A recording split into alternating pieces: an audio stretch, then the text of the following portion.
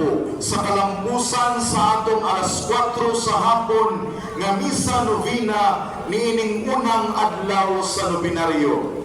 Ngadto sa Mass of Pilgrim Sponsors, Praying Communities, Florist of the Day, Choir, nga mao ang World Apostolate Fatima Pasap Mandawi Parish, tanang volunteers, ug sa tanang mga deboto ni Senior Santo Niño nga mitambong karon sa kanila ug kanatong tanan, masipang pagpapasalamat.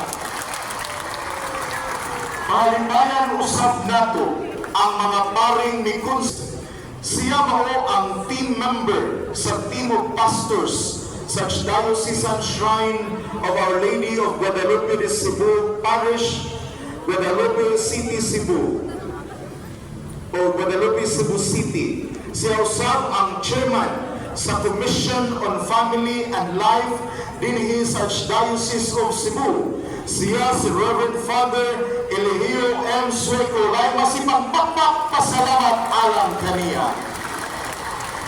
O ginabayo sa tanan sa atong gipasidunggan ng atong selebrasyon karon ang Batang Hesus si Senior Santo Niño atong siyang dayon sa pinakamasipang baka. Viva Pit Señor! Viva Pit Señor! Viva Señor Santo Niño! Viva Señor Santo Niño! Viva Pit Señor! Viva Pit Señor! Lain nga masipang baka kang Senior Santo Niño! Daghang salamat ug palihog manindog ang tanan alang sa katapusang panalangin. Kaninyo manaw sa kanimo. Idugo ang inyong mga ulo ug atong pangayuan ang panalangin sa Dios. Si Señor Santo Niño malalikod unta manalangin sa atong nason uban sa bunda sa iyang grasya. Amen. Manggiyang ta siya sa atong mga pangulo sa dalan sa kaangayan. Amen. Panalangin ng taniya nga atong simaan ug ang katuyuan niini. Amen. Dasiguro taniya nga atong mga kabatanunan ug panagdan ng atong mga kabataan.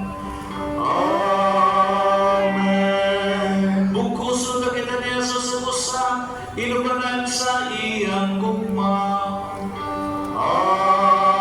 Amen. Umalain ninyo ang Diyos na magagahong sa tanan, Amahan ug ang akong Espiritu Santo.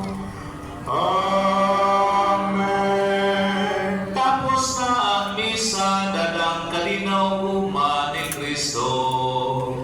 Salamat sa Diyos.